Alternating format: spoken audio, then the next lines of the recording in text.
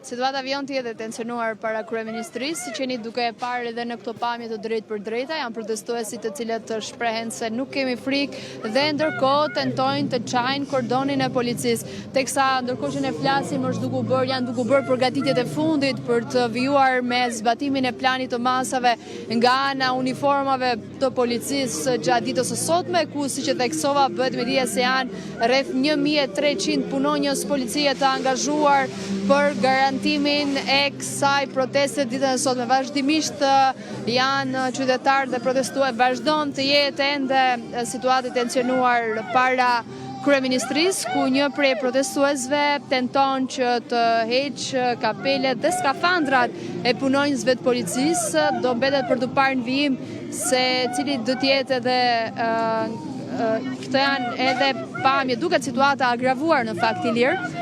Vazhdimisht ka thirrje nga ana e tij.